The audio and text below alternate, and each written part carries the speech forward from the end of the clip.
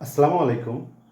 আজকে আলোচনা করব পঞ্চম গণবিজ্ঞপ্তিতে যে ৪টি ভুলের কারণে আবেদন করলেও ও চাকরিতে সুপারিশপ্রাপ্ত হলেও দেখা যাচ্ছে যে এমপিও হচ্ছে না বা এমপিও বাতিল হয়ে যাচ্ছে। এই বিষয়টা সবার জানা দরকার। ১৮তম নিবন্ধনধারী বা অন্য যারা আছেন সবারই জানা দরকার আসলে কী কারণে এমপিও হয় না। আসলে অনেক সময় এমপিও মানে সুপারিশ হয়ে দেখা যাচ্ছে এমপিওর জন্য ঝুলে থাকে, পেন্ডিং থাকে। এই সমস্যাগুলো সৃষ্টি হয়। এই সমস্যাগুলো সৃষ্টি হওয়ার অনেকগুলো কারণ আছে। কারণ হচ্ছে কি সার্কুলারের ভিতরে কিন্তু অনেকগুলো বিষয় স্পষ্ট করে বলা আছে, আমরা কিন্তু সার্কুলারগুলো পড়ি না, ঠিক আছে? যেমন এই যে এখানে আমি যে ৪টে ভুলের কথা বলছি, কাম্য যোগ্যতা, ঠিক আছে? এই কাম্য যোগ্যতা আপনার আছে কি না, যে পদে আপনি আপনাদের আবেদন করবেন, বিশেষ করে মাদ্রাসায় কারিগরি বা যেগুলো আছে এগুলো কাম্য যোগ্যতা আছে কিনা এই বিষয়ে কিন্তু সার্কুলার দেওয়া আছে আপনার ওয়েবসাইটে। আমি এই বিষয়টা আজকে আলোচনা করব যে কাম্য যোগ্যতা কত, আপনার কোন পদের জন্য কাম্য যোগ্যতা কি, এই বিষয়ে কিন্তু ওয়েবসাইটে আছে। আমি একটু পরেই স্ক্রিন রেকর্ড ভিডিওতে এগুলো বিস্তারিত আলোচনা করব, এটাই মেইনলি আলোচনা করব। আর কাম্য শিক্ষার্থী অর্থাৎ যে কাম্য শিক্ষার্থীর সংখ্যা কিন্তু থাকে, এই বিষয়ে আমি অলরেডি একটা ভিডিও আপলোড করেছি, আপনারা দেখে নেবেন। যারা দেখেছেন ভালো। কমপক্ষে কিন্তু 30 থেকে 40 জন শিক্ষার্থী থাকতে হবে প্রতি ক্লাসে। হ্যাঁ, প্রতি ক্লাস বলতে 6, 7, 8 এরকম, 6-এ 40 জন, হ্যাঁ 7-এ 40 জন এরকম কাম্য শিক্ষার্থী অবশ্যই থাকতে হবে। কাম্য শিক্ষার্থী আছে কিনা সেটাও দেখে নেবেন। এটাও কিন্তু সার্কুলার ভিতরে স্পষ্ট করে বলা আছে যে কাম্য শিক্ষার্থী আছে কিনা, না থাকলে কিন্তু পদটা বাতিল হয়ে যায়, এমপি বাতিল হয়ে যেতে পারে। এটা আপনাদেরকে জানতে হবে। আর ফিমেল কোটা, এই ফিমেল কোটাটা ইম্পর্টেন্ট। এই কারিগরি আপনার দেখা যাচ্ছে এটাও সার্কুলার ভিতরে বলা আছে যে ফিমেল কোটায় যেন ছেলেরা কখনোই আবেদন না করে। এটা কিন্তু আবেদন করার সময় কিন্তু বোঝা যায় না, যে বোঝা যায় না বলতে ওখানে কিন্তু ভুল ধরে না যে আপনি ফিমেল কোটা আবেদন করলেন কেন পুরুষ হয়ে, এটা কিন্তু ভুল ধরবে না। কিন্তু আপনার আবেদনের সময় দেখবেন যে আবেদন হয়ে যাচ্ছে, সুপারিশও হয়ে যাবে অনেক সময় দেখবেন, তারপরে ভুলের কারণে আপনার পদটা এমপি হবে না, কারণ হচ্ছে ফিমেল কোটা।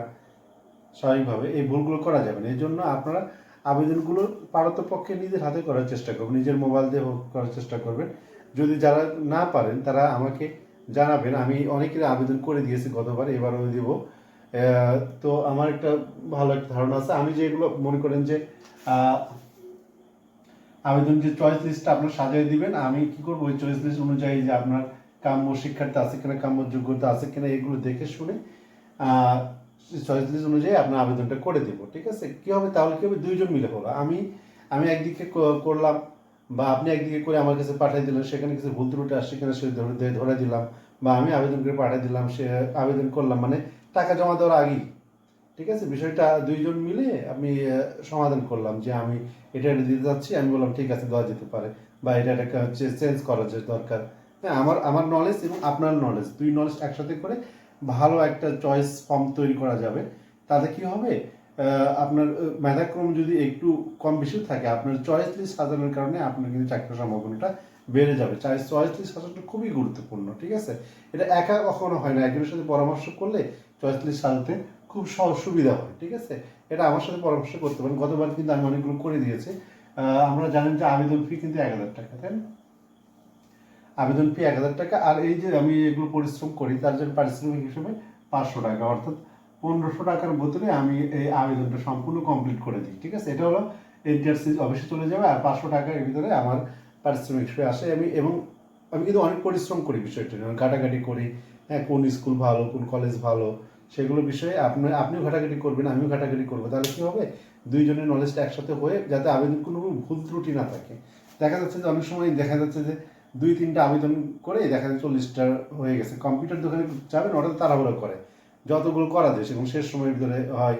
হ্যাঁ, প্রথম দিকে কিন্তু করবেন না, আপনি কিন্তু অনেক প্রথম দিকে কিন্তু করবেন, কিন্তু টাকা সাবমিট করবেন না। কারণ হলো কি, আপনার কিন্তু চয়েস লিস্টটা অনেক সময় অর্ডারটা চেঞ্জ করা লাগতে পারে, ঠিক আছে? অনেক খোঁজ খবর নেওয়ার ব্যাপার বিষয় থাকে। তো শেষের দিকে সবাই টাকা জমা দেয়, তাহলে কম্পিউটার দোকানে এর জন্য ভুল ভ্রান্তিগুলো বেশি হয়। আমি এই ভুল ভ্রান্তি প্রচুর পাইছি। দেখা যাচ্ছে যে এই 18তম নিবন্ধনে আবেদন করার সময় অনেকে আবেদন করতেই ভুল করছে।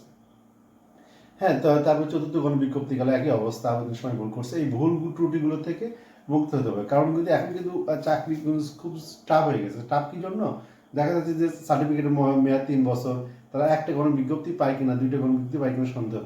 আবার বয়স 35, ওদিকে লিমিটেশন হয়ে গেছে। এই জন্য চয়েস ফর্ম সাজানোটা খুবই গুরুত্বপূর্ণ। এটা একা করবেন না, একজনের সাথে পরামর্শ করে করবেন, ঠিক আছে? আমার সাথে পরামর্শ করতে পারেন, আমি এইভাবে আমি সম্পূর্ণ করে দেবো, আমার টেরিটরি সিম আছে, সম্পূর্ণ আবেদনটা আমি সব করে দেবো, আমার সাথে যোগাযোগ করতে পারেন।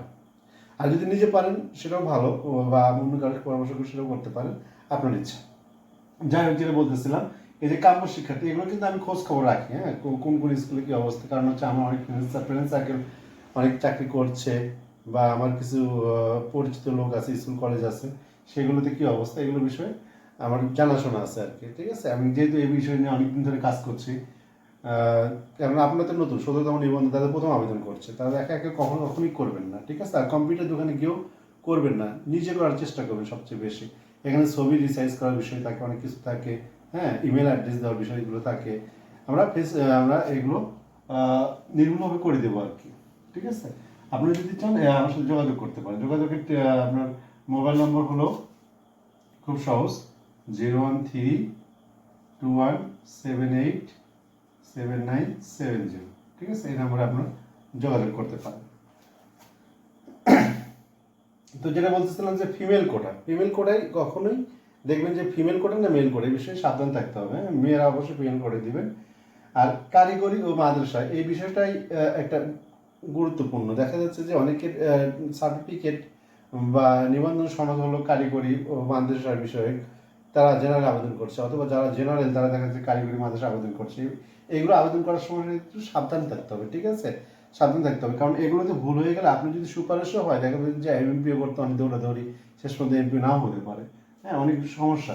যাই হোক, আমি কাম্য যোগ্যতা নিয়ে আমি এই স্ক্রিন রেকর্ড ভিডিওতে দেখাচ্ছি, এই বিষয়ে সার্কুলার আছে, সার্কুলারগুলো আমি স্টেপ বাই স্টেপ এনটিআরসির মূল ওয়েবসাইটে অর্থাৎ ntrc.gov.bt ওয়েবসাইটে দেখবেন যে পঞ্চম গণবিজ্ঞপ্তির পাশেই কিন্তু একটা সেবা বক্স আছে, সেটা হলো পঞ্চম গণবিজ্ঞপ্তি। এই যে প্রথম বক্সেই পঞ্চম গণবিজ্ঞপ্তি 2024, এখানে পঞ্চম গণবিজ্ঞপ্তি, তার নিচে কিন্তু আছে কাম্য যোগ্যতা। এই কাম্য যোগ্যতায় ক্লিক করবেন। এই কাম্য যোগ্যতায় ক্লিক করার পরে আপনার এই পেজটা ওপেন হবে। এই পেজটা ওপেন হওয়ার পরে আপনারা দেখবেন যে এই যে এখানে বলা আছে 3টে বিষয় ভাগ করে দেওয়া আছে, হ্যাঁ? কাম্য শিক্ষাগত যোগ্যতা, স্কুল ও কলেজ, হ্যাঁ, মাদ্রাসা, কারিগরি, হ্যাঁ। আমরা দেখি, আমরা যদি কারিগরিটাই প্রথমে দেখি, কারিগরি দেখলে আমরা দেখতে পাবো